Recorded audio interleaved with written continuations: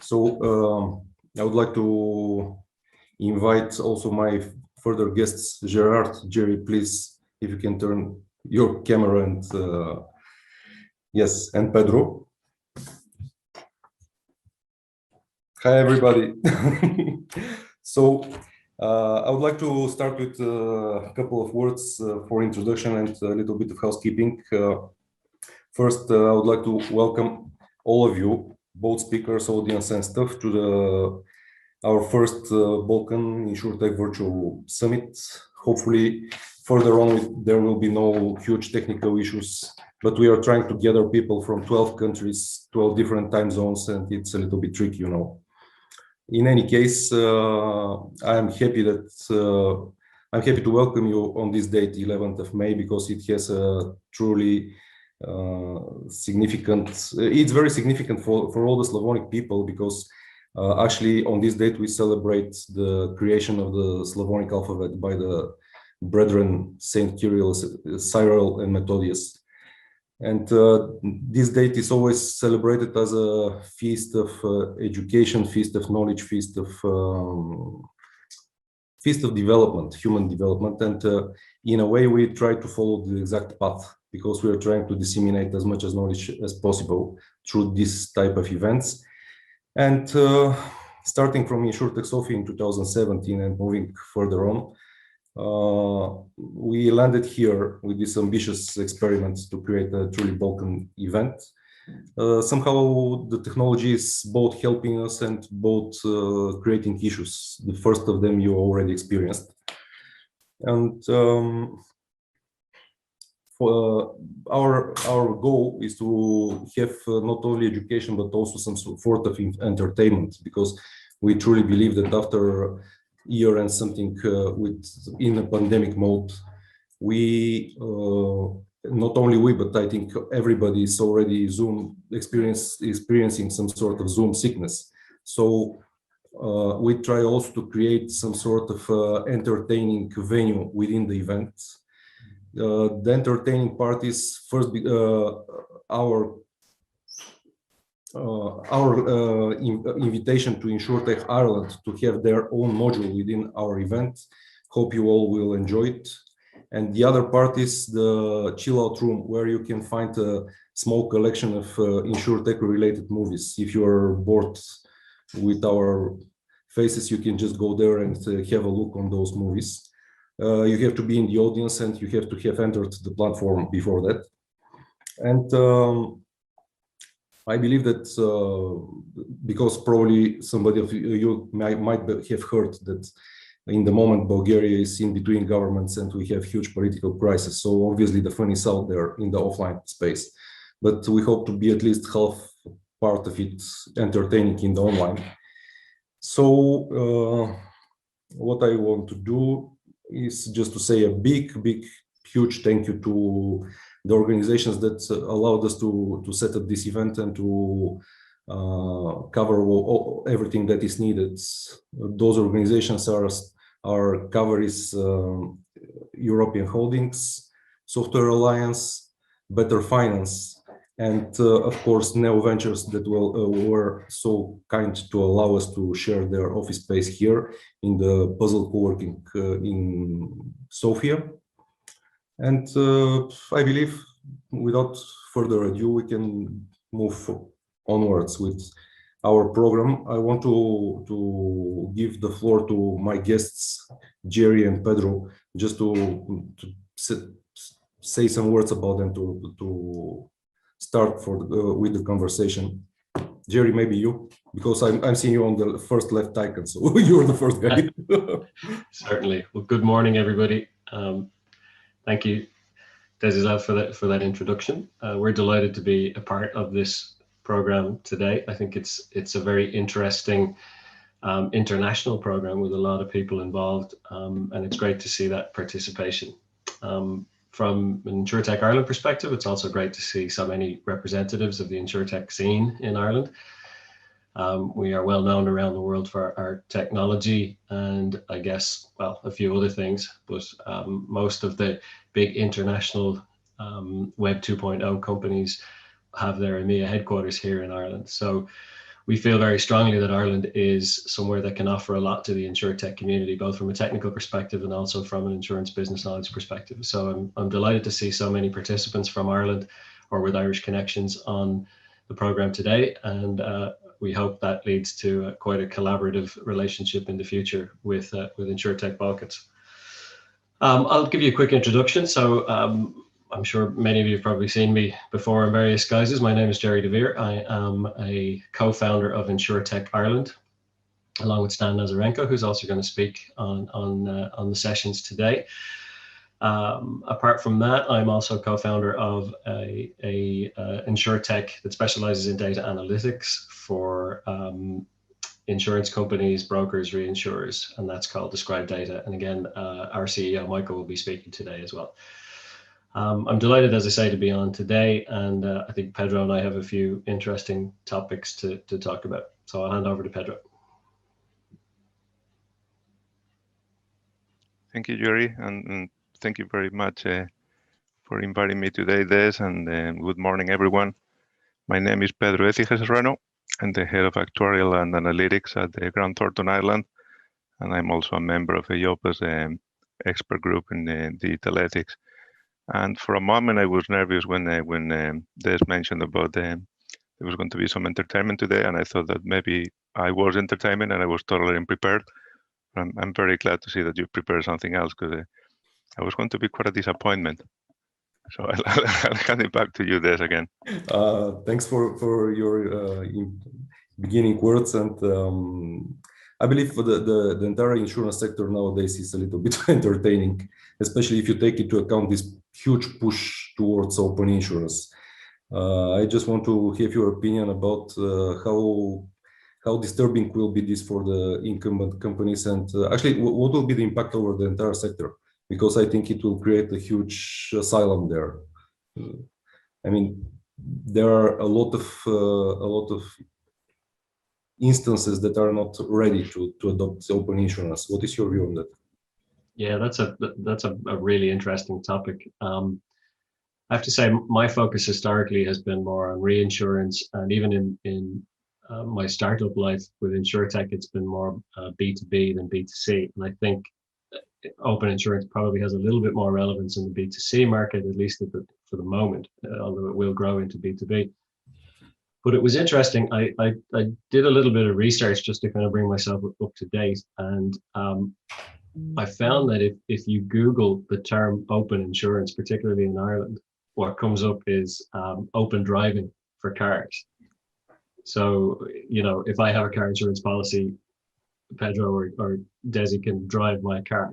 That's what comes up when you Google open insurance. So what that says to me is quite important in that the term has not quite got to the stage yet where it's understood by people in a broader circle than perhaps are on the call today.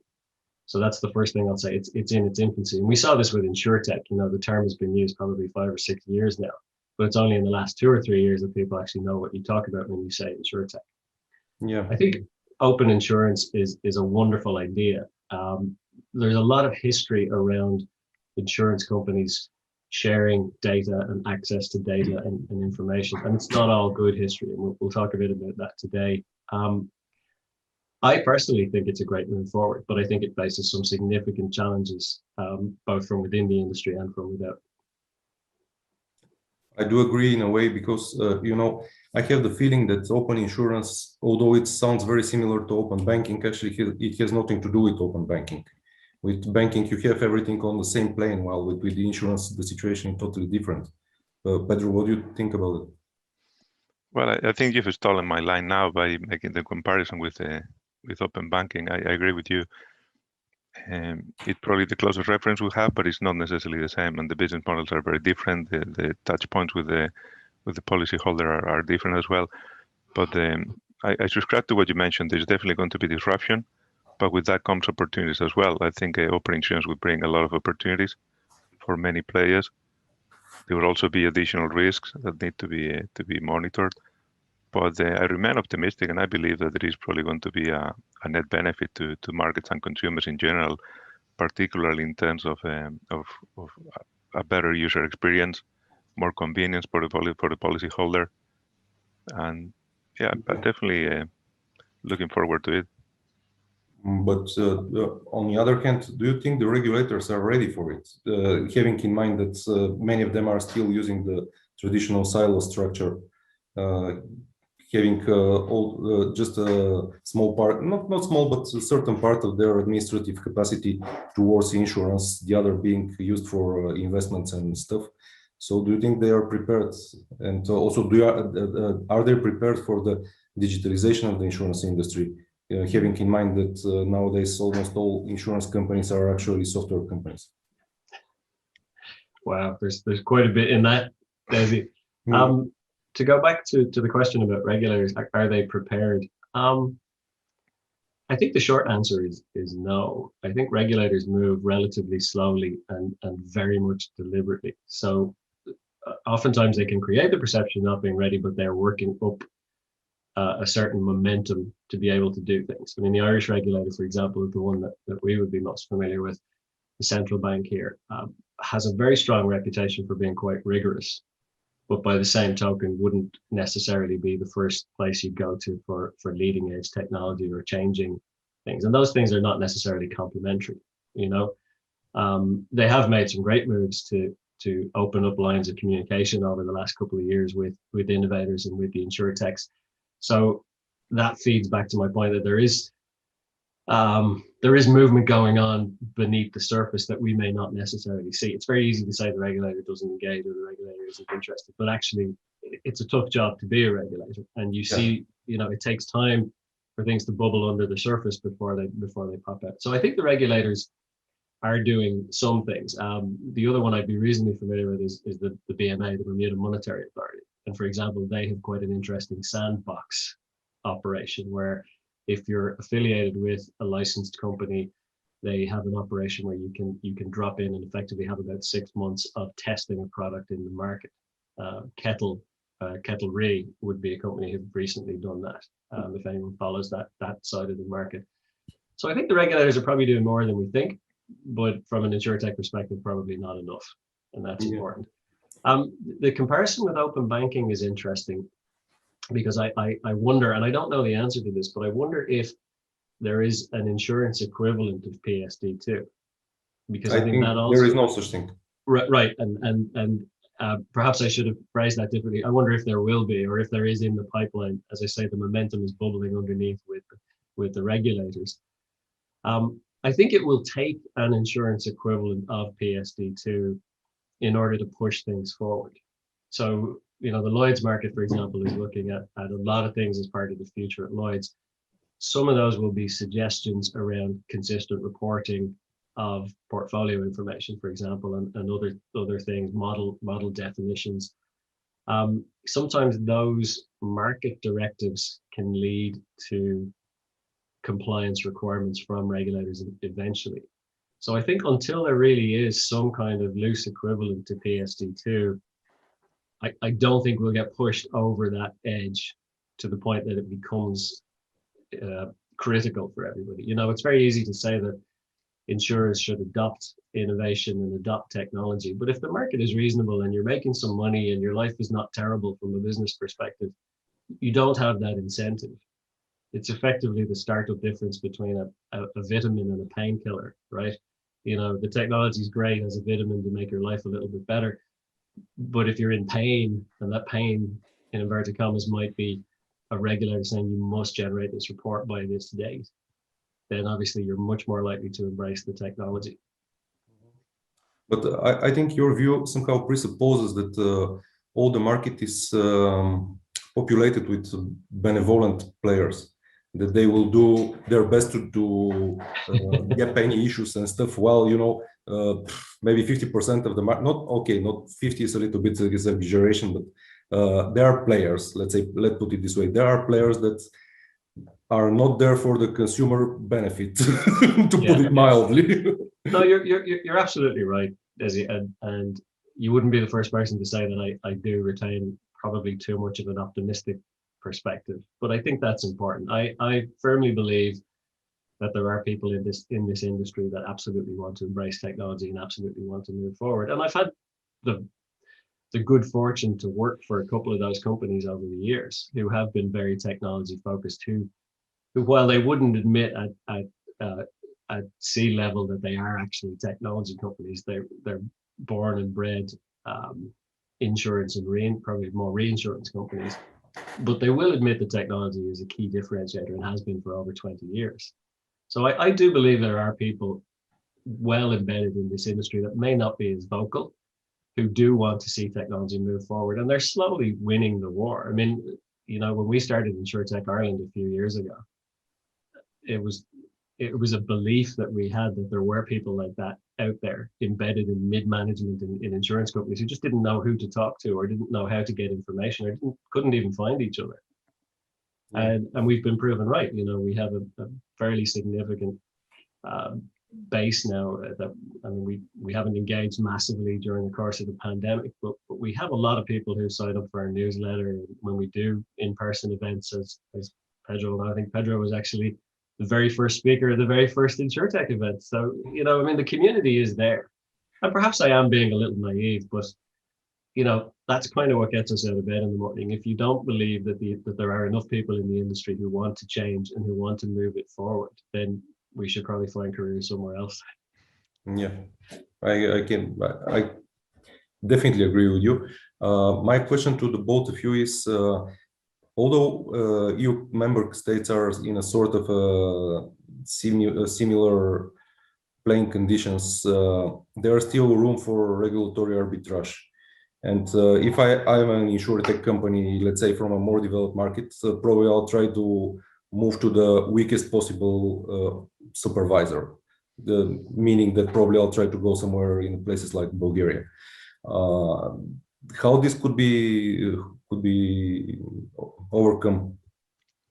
Well, I would say that there are definitely initiatives in that regard, and EIOPA is very much in contact with the national supervisors to ensure that there is a common approach to supervising insurance companies, and there are also guidance published in that respect. So any regulatory arbitrage that may have been happening until now, I think it's going to disappear. So if you're setting up an insurance company based on the perception that such countries are friendlier, I would say don't do it on that basis, because it's not going to hold for very long. Yeah. And yeah, that'll be my advice. And there is another phenomenon. I don't know if arbitrage is the right way to put it. For example, I bumped maybe a year ago into a case of a company which was facilitating retail of insurances, but they themselves claimed that they're a software as a service company. And they said, "Oh, we're not regulated in any way because we are just not to be regulated. We are a software company." Who is in charge to decide if somebody is insurer or just a software company? Well, you have probably supervisors stepping in, and if the service you provide looks like insurance, works like insurance, then it is insurance, and you're probably not authorized, and you're in a big heap of trouble. But it happens all the time with the financial services firms operating outside of authorization. So I like to think that there are misunderstandings as opposed to deliberate acts.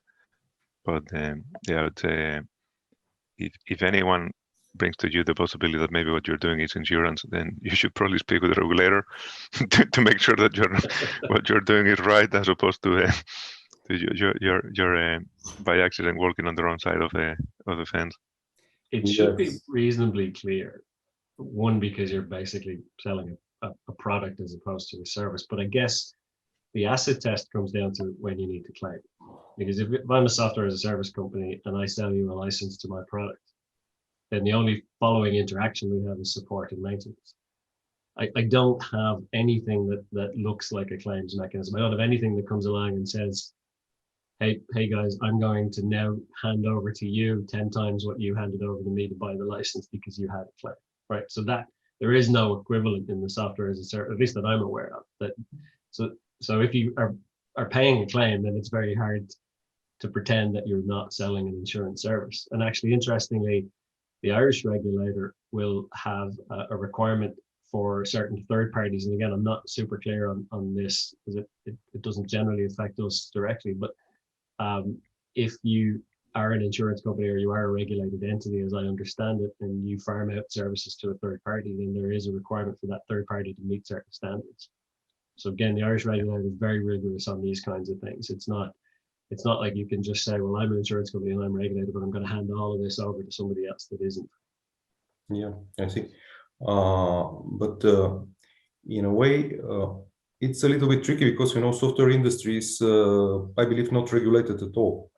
And here comes my next question. In China, the Chinese insurance and reinsurance regulatory body, as far as I know, they do some sort of a due diligence over the software products used by either the major players or I think all insurance companies in their under their supervision. So I'm not sure that there is such case in Europe. But do you think it's possible with the current regulatory architecture? Well, I think something's already happening, and you see, two significant events happened recently that most people are probably unaware of. One of them was, I think it was September last year, the European Commission published its strategy for digital finance, and there were a number of very ambitious key milestones that are happening very quickly, and that's going to drive a lot of regulation that will affect what goes around digital finance, including the software and so on. And one of those things is the draft legislation for regulation in relation to artificial intelligence, and that was published quite recently. It's still being debated. Now that is a big piece for software companies providing artificial intelligence data analytics. You need to look at that because it's definitely going to affect you. But in addition to that, you have, of course, EIOPA's requirements and guidance on outsourcing. And if you're an insurance company providing services to insurance, they affect you. But also the Digital Operational Resilience Act. And I wouldn't call that regulation, but it is still something that affects your provision of services to insurance companies. Yeah. Well, yeah, this is definitely a move in the right direction. But perhaps you can share more details about your experience with the digital ethics group at EIOPA. Well, how far can I go without disclosing anything confidential? Well, I think what I can say is that well, you know it yourself, it's been a lot of work. We've been working at it for a year or 18 months maybe, and it's not easy work. There are a lot of very complicated issues in relation to that. So we've been looking at complex topics such as ethics, fairness, financial exclusion, and of course, you know, what should insurance companies be aware of in order to manage these things in a responsible way. And well, it's very personal when you talk about ethics, and we're all very passionate about our own views in that regard. So it is very difficult to get a compromise, and I think we've got to a good point. And when the document is eventually published soon enough, I hope that that's how readers will see it. But it is a challenging area, and I don't think the work of the group is going to prove as the master solution for everybody. But I think it'll provide the tools for insurance companies and market participants to reflect on these topics and to maybe find a way forward with the guidelines that are included there. Do you think that was a good summary, Des? You were involved in the talks. Well, yeah, I think it's a very, very politically well stated summary. But in general, here comes my next question. Speaking of AI, at least for the moment, it somehow requires pretty significant investments, especially in guys that are understanding what's going on there. Not so much into the hardware itself, but to the brains that have to develop it. So smaller companies from our smaller countries, especially insurers like in Bulgaria, they have to throw huge amount of cash without having any idea how this will benefit their companies in a short or medium term. Do you think AI will somehow increase the gap between richer and poorer countries, richer and poor companies, and so on? That's a great Probably question. there will be some sort of AI solutions that could be used by many companies simultaneously. Yeah, I mean, that's a great question. The short answer is I don't know. It's hard to tell. I expect that at first it probably will, because I think the data that's required to train a model in a lot of cases to get it really effective is hard to come by. And you know, there's also differences in the market. So if I train a car insurance claim model in the UK, it's going to be different to the US, and it's going to be different to Bulgaria or other places in the Balkans. So there's two elements there. There's one is getting the actual data, which is difficult, and the time it takes to train it. And then once I've got a trained model, perhaps somewhere else, how do I figure out the relationship to the target market? So we've seen this in other areas. You know, Flock is a good example. Flock started out with drone insurance, and drones have a certain amount of autonomy and intelligence. And the long-term plan, I think, which was spoken about over the last few years at Insurtech conferences, was to eventually build a database of autonomous vehicle information. So regardless of whether it was a drone, you know, if you had 10 years of autonomous drone information, it's not a massive step to start to plug in, to plug that into autonomous car information. And that was the idea, I think, that Flock would pop up with 10 years of autonomous vehicle information, regardless of whether they're airborne or not. So, yeah, I mean, it is difficult to come by, and you look at people like Tractable, you know, who do this, and they've spent years training their models. Even you know, from a more Irish example, Michael at Extract 360. I mean, they're difficult tools to become really effective. And you're also dealing with the uncertainty of insurance. I mean, even if you've got the most perfect model and your data is perfect, life isn't consistent, right? So, you know, you can have everything statistically right, and it just doesn't work out that way. And it's hard to know at the end of the day when you predict claims or you don't, whether you were lucky or unlucky, or whether you were good or bad. You know, there's a bit of a survivorship bias there. So my opinion, Desi, is that yes, in the short to medium term, it will separate from those that have access to data and money and compute resources. Yeah, I see. So to put it in a data science language, it's a walk in the random forest. Yeah. Okay. How do you think this type of solution could work? For example, in a smaller country like Bulgaria or our neighbors, to have some sort of public-private partnership within the guarantee funds, because, you know, probably AI will be first used for MTPL and casco insurances, the car-related insurances. And since the guarantee fund in all our countries is the biggest repository of data, probably this is the first place to start with. So could it be possible to have some sort of structure creating AI solutions over the data gathered by the guarantee fund and then reselling it or somehow giving it to the insurance industry? Could this work for smaller markets, I mean? Pedro, do you want to take that, or? Yeah, well, I think that's pretty much the idea of open insurance. You know, the sharing of data would allow third parties to come in and try to provide solutions on that. So the short answer is yes. And maybe I'm going to be a bit contrarian here in terms of the challenges small countries face, but I'd say technology is a great leveler of a playing field. To a certain extent, technology nowadays can be quite inexpensive. Like, you know, anyone can spin an AWS server nowadays, and you don't need to buy the infrastructure. And also, there's fantastic talent coming from all over the world. Yeah, but there is to be some, as you say, some creativity, some resourcefulness on how to make the most out of what you have. And initiatives such as that, yes, that'll probably go a long way. You know, one of the biggest challenges, especially with data science and machine learning, is that actually the pool of brains that you can pick from is huge, but it's very expensive. I mean, a good data scientist is the same price neither here nor in Nigeria nor in the middle of Germany. And I believe insurance companies are facing huge very challenging times to pick the right guys at the right price and to use them in the right way. I see what you mean, and I'm going to say now something maybe a little bit unpopular.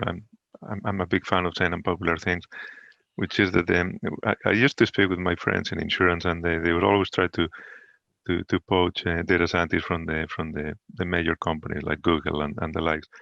And I always told them that you're probably hiring the people you don't need. Yeah. Like, I mean, the work, those professionals are fantastic, don't get me wrong, and what they do is terrific. But the skill set required to thrive in those companies is different to the skill set you need to thrive in insurance. Yeah. And so they are paying top dollar for people who are not necessarily the right fit for what they need. So you need to have a very clear idea of what it is that you need, and the individuals who bring it to you. And you might be surprised, but they are not necessarily the most expensive professionals out there. And also, in my experience, a good solution tomorrow or next week is a lot better than the perfect solution in a month's time. So with that in mind, to succeed with data science in insurance, you need to be pragmatic, you need to be business focused, and being excellent at data science, well, that helps. But if you're only good, that's good enough in most cases. Yeah, There's a lot of low-hanging fruit that doesn't require you to be a master data scientist, if you see what I mean. Yeah, you don't have to overshoot constantly. So, well, this is quite instructive. I mean, especially if you take into account the necessity for investments. By the way, my next question is in that line. Do you think there is opportunity for an investment vehicle where money from the insurance companies could be put to roost actually, and that money go directly into the industry related companies, industry related software? Because nowadays there is no special, as far as I know, in our part of the world, there is no special venture capital vehicles for InsurTech. There are a couple of them are in fintech, but in general for InsurTech there is nothing. And I believe that it requires special skill sets to understand what the InsurTech companies are offering in order to invest them. So probably this type of venture capital vehicle wouldn't be useful for just a single small country, but for a group of countries. Do you think there is place for such thing? Absolutely, and I think those companies do exist. They're probably more accessible, to your earlier point, from Europe, Western Europe and the US. So, for example, for some time now, you've seen companies like Anthemis. There would be a regular investor. Actually, there's quite a few in the London market. Aquiline is another interesting one, for whom the LPs are all insurance companies. And the reason that that's particularly interesting is traditionally when a VC invests in a startup, to be very oversimplified here, the VC wants to see a 15 to 20x growth and an exit if it's successful, and they want to probably see that exit, again, I'm being very general here, in 5 years or less. Now, anyone who really understands the insurance market knows it doesn't work like that.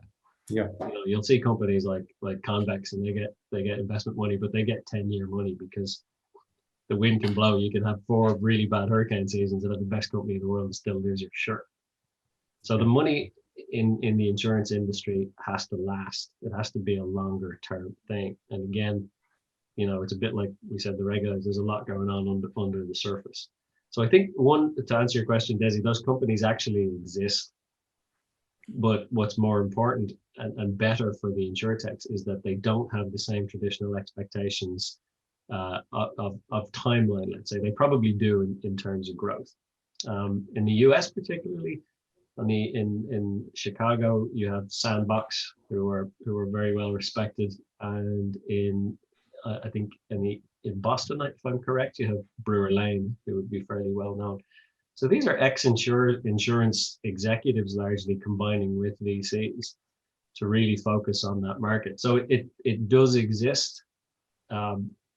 It probably hasn't hit the types of InsurTechs that are starting in the smaller countries and in the smaller companies. And unfortunately, they will probably have a bigger barrier of proof. I mean, we find that in Europe too. The InsurTechs tend to build and have something and then go look for investment. Whereas you kind of have this US philosophy. It's a bit more Silicon Valley, where you rock up with an idea, somebody gives you $1 million, you rent an office, get a dog and a foosball table, and then start building your product. Whereas the opposite exists in Europe. People are very frugal and very focused, and they'll spend no money at all, and they'll work out of their bedroom until they can build a prototype and then take that for investment. And I think the smart VCs, particularly in the InsurTech space, want a combination of both. But there are dedicated InsurTech VCs, and there have been for some time. Yeah, I see. Actually, my problem with the investments in the fintech and InsurTech industry are coming from two angles. First is my deep feeling that part of the VC industry is some sort of huge Ponzi. I mean, they just try to pump up something and to push it to the next buyer. And the other problem is that even when investing into a decent company with a decent solution, somehow this solution does not go to the markets, to the periphery markets. It goes to the core, either in Europe or in the States. And here I can give you the example of our friends from Insurtech Israel. They are developing great solutions, and almost all of them are somehow focused on the American market. So they're not developing for Israel. They're developing for the market that has the capability of absorbing those solutions. And if you want to do something in the periphery, in our case of Europe, you have to develop solutions that are useful for the companies in our part. This in turn requires total redesigning of the philosophy of investment here. You have to have a long-term horizon, and you have to have very well understood needs of the insurance companies in order to place any type of solutions in the periphery of Europe. So these are my two main concerns, and I think any type of vehicle that will be focused on this market is very important, but the problem is how to structure it. Right. Yeah, I'm gonna say that in the defense of the VC industry, like the way you realize your investment or you realize any gains is basically by selling your participation, which hopefully you went in at very little price, and then by now is worth a lot of money.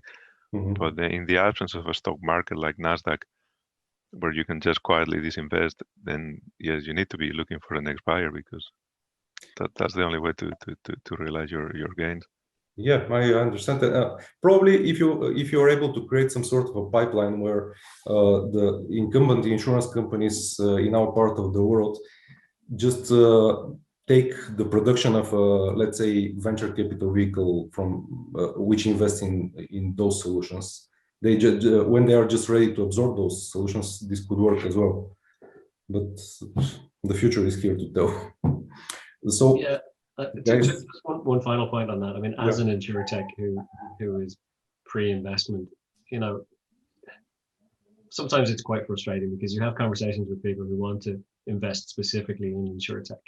Yeah. And some of them really do understand the market, and they would be really good partners. But more often than not, probably at least 50% of the cases, they love your idea and they say, you know, come back to me when you have $1 million in ARR, in annual recurring revenue, exactly.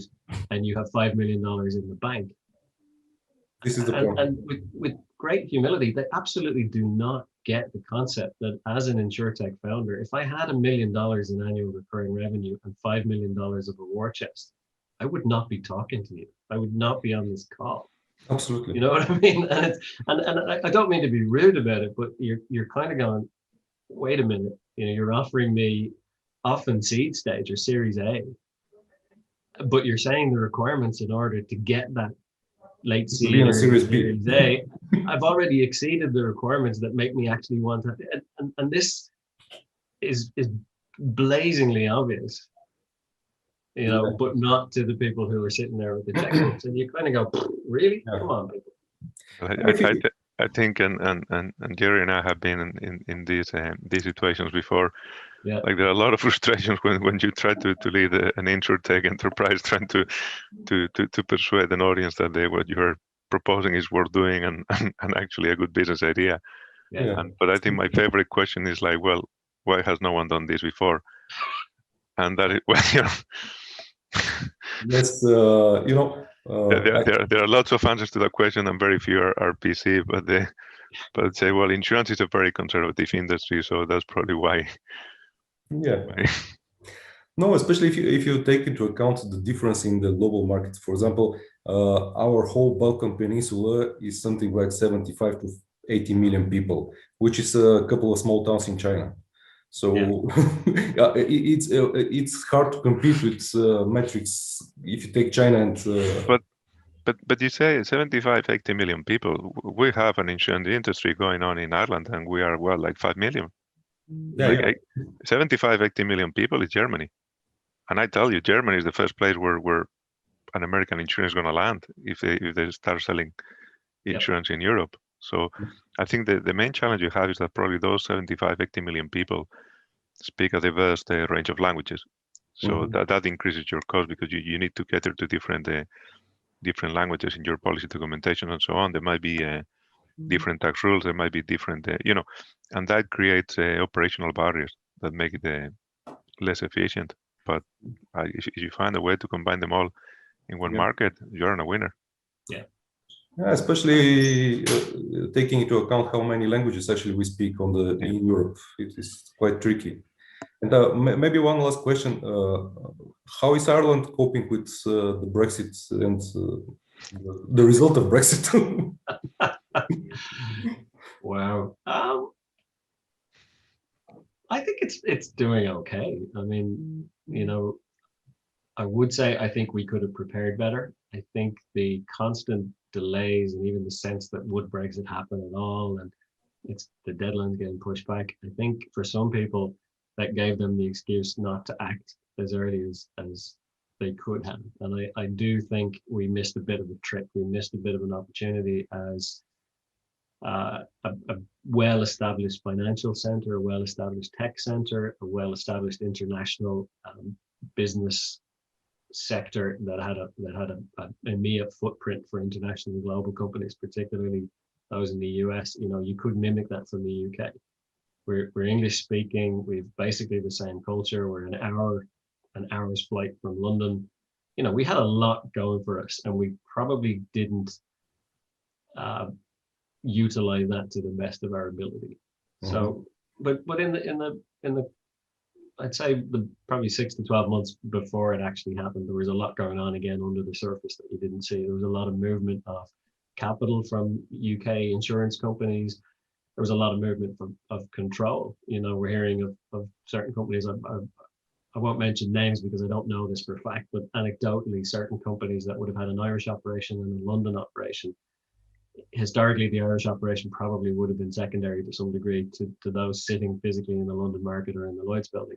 And what's happened is that they've been given more autonomy now. So you kind of have the London market, the Lloyd's market, and the European market. And the European market is being handled on Irish paper. So that's interesting. So I think we've done okay. In most cases, I think we probably could have done better, but it's still early days. It remains to be seen. When they stop fighting over shellfish in Jersey, we might get less distracted by these little bin fires that they set to keep you away, keep your focus, keep the news on stuff that really isn't the most important and that's going to have the most long-term effects. So it's hard to know, Desi, but I think we're okay. And Pedro, you're probably closer to this than I am. Yeah, I see. Yeah, well, I think you've given a first summary, and as you said, they've been, well, obviously there are socioeconomic issues and challenges like in the north and Northern Ireland and so on. But I would say that there's been a change in the dynamics. You could see many insurance companies who have been a branch of a UK entity. Now they have to be their own standalone legal entity in Ireland. That of course that brings some opportunities and possibilities for the domestic market.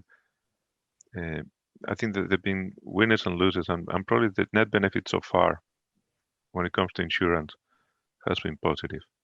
But it's still very early stages. Yeah, I see.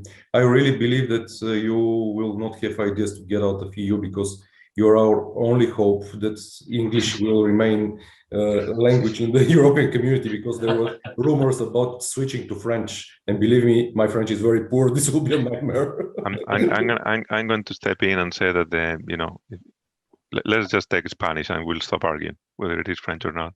You're a Spanish nationalist. Most people in the world. It's nearly the first language in the US already, Pedro. Yeah. Okay, guys, thank you very much for this very lovely chat before coffee, or actually it's your time, 8:50 or something.